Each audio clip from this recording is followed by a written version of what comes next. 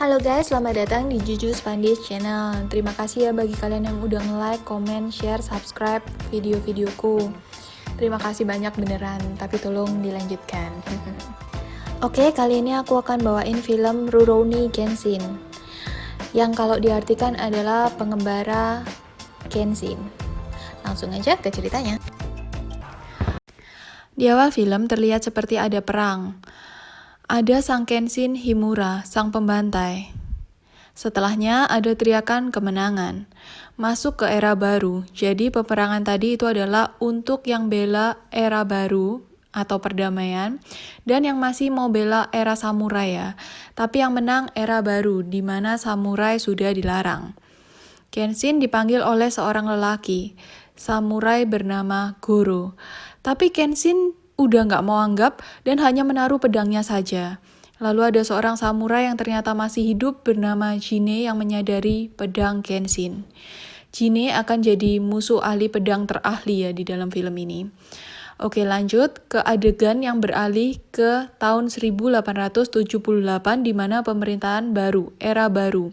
Beralih lagi ke seorang lelaki bernama Kanryu, penjahat yang ingin membuat opium. Membunuh seluruh pembuat opium lain dan hanya menyisakan seorang wanita bernama Megumi. Ada satu yang sempat lari ya. Kanryu menyuruh batosainya yang bernama Jine yang tadi itu untuk mengurus.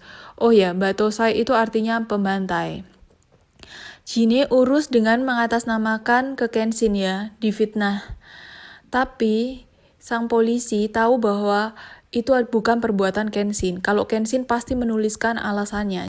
Jadi, polisi Goro mendatangi tempat Kanryu dan mengetahui bahwa Kanryu banyak memperkerjakan samurai yang sejak era baru banyak kehilangan pekerjaannya. Polisi Goro hanya memperingatkan Kanryu ya. Kenshin yang sedang lihat-lihat papan pengumuman tentang Batosa yang sedang dicari-cari oleh polisi tiba-tiba didatangi oleh seorang wanita bernama Kaoru yang melihat Kenshin kok bawa pedang padahal kan sudah dilarang dan menyangka Kenshin adalah sang Batosa yang dicari-cari. Kaoru orangnya lurus ya. Nggak seberapa senang pembantai dia, apalagi yang membawa nama tempat dojonya. Jadi Jine ternyata bawa nama dojo Kaoru juga. Sebagai lulusannya gitulah. Kenshin menjelaskan ya bahwa pedang yang dia bawa adalah pedang bermata terbalik. Jadi tidak bisa bunuh orang pakai itu. Balik ke Kanryu yang dikabari bahwa Megumi, sang pembuat opiumnya, telah melarikan diri ke kantor polisi. Jine ya, yang bertugas mencari Megumi. Megumi memang di kantor polisi dan benar saja, kantor polisi mendapat serangan. Untung Megumi berhasil sembunyi. Kantor polisi habis dibantai, tapi Megumi selamat. Jine yang berjalan keluar dilihat oleh Kaoru yang memanggilnya. Jine meladeni ya, tentu saja Kaoru kalah, tapi ditolong Kenshin. Jine langsung sadar kalau itu Kenshin dan memakai jutsunya. Teknik lewat mata yang bisa membuat orang terjebak dalam ilusi. Yang pemilik jutsu itu tanamkan, misalnya kayak ketakutan dan lain-lain. Kenshin ajak Kaoru lari. Jine nggak kejar karena didatangi oleh polisi. Kaoru ajak Kenshin ke tempat dojonya. Kenshin sebenarnya sarankan supaya Kaoru jangan berniat melawan Jine lagi. Lah, pasti kalah gitu kan ya. Kaoru berkata, pedang bukan alat untuk bunuh. Dojo kami ajarkan untuk lindungi diri, bukan membunuh. Jine itu mencemarkan nama dojo ini. Pengembara sepertimu tahu apa? Kenshin sebenarnya terharu juga ya akan keyakinan Kaoru. Tapi lalu dia pamit pergi. Kaoru memiliki seorang adik bernama Yahiko. Lalu tiba-tiba dojo Kaoru pun didatangi para samurai bawahan Kanryu yang mau mengambil dojo Kaoru dengan alasan toh dojo Kaoru malah hasilkan pembantai kok. Jadi itu tujuan dari Jine tadi ya, bawa-bawa nama dojo Kaoru. Kaoru dan Yahiko mau menghentikan tapi tidak bisa. Saat di semena-mena, Kenshin datang membantu. Sepertinya nggak tenang juga Kenshin tahu Kaoru pasti mau balik lawan Jine. Melawan Kenshin tentu saja kalah semua ya. Saat itu Kaoru sepertinya agak sadar siapa Kenshin sebenarnya yang adalah seorang pembantai. Polisi datang ya, membawa semuanya termasuk Kenshin. Di penjara, tiba-tiba ada yang memanggil Kenshin. Kenshin ternyata dimintai tolong oleh orang yang dikenalnya ya. Mungkin banyak kenalan orang pemerintahan, karena kan Kenshin dulu juga ikut perkumpulan pembela era baru. Ada juga polisi Goro ya. Kenshin dimintai bantuan untuk bereskan Kanryu dan orang-orang Kanryu, tapi Kenshin menolak dengan alasan nggak mau bunuh lagi, sehingga dilepas. Ya kan, karena kenalannya juga. Di luar ternyata Kaoru menunggu dan mengajak Kenshin tinggal di dojonya. Walau tahu Kenshin dulunya adalah pembantai, tapi masih mau terima, jadi Kenshin pun ikut. Di sisi lain, Yahiko juga bertemu Megumi yang meminta tolong untuk menerima dirinya.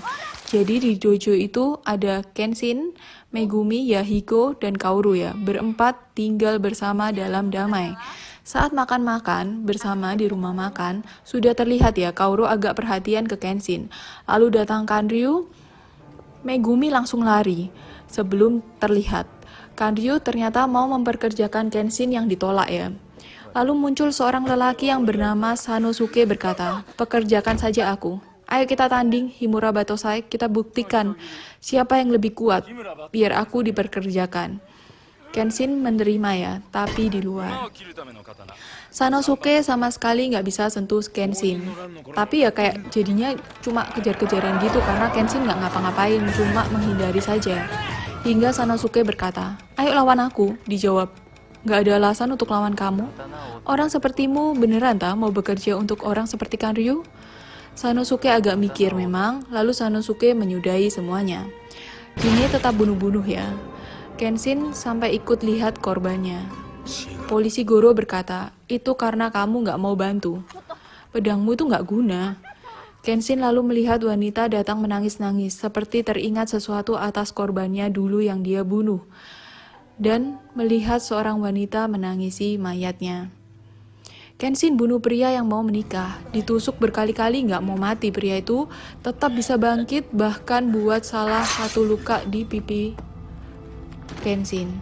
Akhirnya pria itu mati ya, dan ditangisi wanita yang akan menjadi istrinya.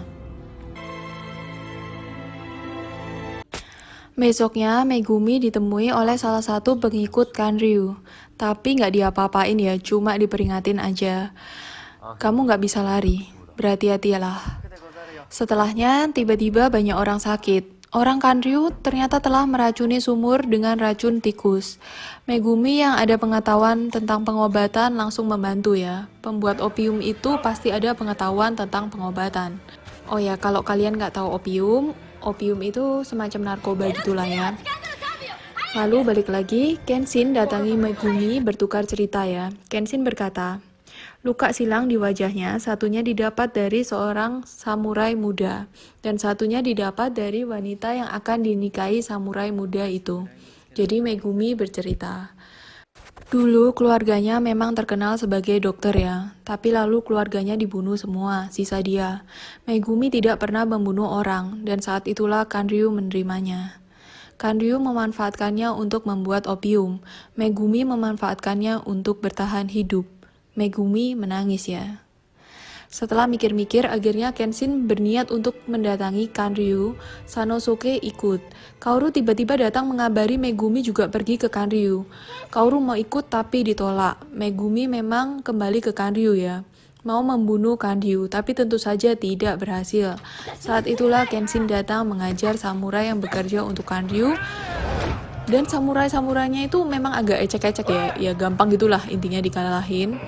Jadi Kenshin berhasil mengalahkan semua, masuk. Dihentikan oleh seorang samurai yang pangkatnya lebih di atas, Sanosuke yang melawan. Kenshin naik lagi bertemu samurai yang memakai topeng. Ternyata karena mukanya nggak mulus ya. Kenshin dan Sanosuke masing-masing menghadapi orangnya masing-masing. Tentu saja Sanosuke berhasil kalahkan dan begitu pula dengan Kenshin.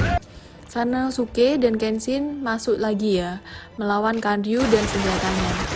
Awalnya nggak bisa masuk, sampai polisi Goro datang berkata senjatanya hanya bisa satu arah saja. Jadi Kenshin dan Sanosuke pura-pura menyerah. Ketika Kanryu sibuk suruh mereka memohon, mulailah mereka lari ke arah berlainan. Ditambah polisi Goro muncul dari depan langsung kalah ya senjata itu. Polisi Goro menangkap Kanryu. Kenshin dan Sanosuke yang menyelamatkan Megumi diberitahu bahwa Kaoru ditangkap. Siapakah yang menangkap? Tentu saja Jine ya. Kaoru sudah tertangkap ya. Kenshin datang, Kaoru disepak untuk membuat Kenshin marah. Bertarung ya mereka, tapi Jine merasa Kenshin masih belum kembali seperti Himura Batosa yang dulu. Jadi Jine pakai jutsunya untuk buat Kaoru nggak bisa napas dan hanya punya waktu 2 menit. Cara menolongnya hanya bunuh pemilik jutsunya, atau kalau bisa ya Kaoru melepaskan sendiri jutsunya. Langsung Kenshin sungguh-sungguh berhasil kalahkan dan hancurkan siku dan otot lengan Jine sehingga selamanya tidak akan bisa bertarung lagi. Kenshin mau bunuh Jine untuk selamatkan Kaoru. Tapi saat itu Kaoru bisa selamatkan dirinya sendiri dan berteriak, "Berhenti, jangan bunuh lagi Kenshin. Demi semua orang yang sudah kamu bunuh dan yang sudah kamu tolong. Demi era baru yang kamu perjuangkan." Jine pun bunuh diri ya. Kenshin bawa Kaoru pulang tetap pada pendiriannya tidak membunuh. Kanryu dan orang-orangnya ditangkap ya. Kenshin tetap tinggal di dojo Kaoru bersama Kaoru, Yahiko, Megumi, ditambah Sanosuke. Oke, sampai di sini ceritanya. Sampai ketemu di video selanjutnya. Dadah!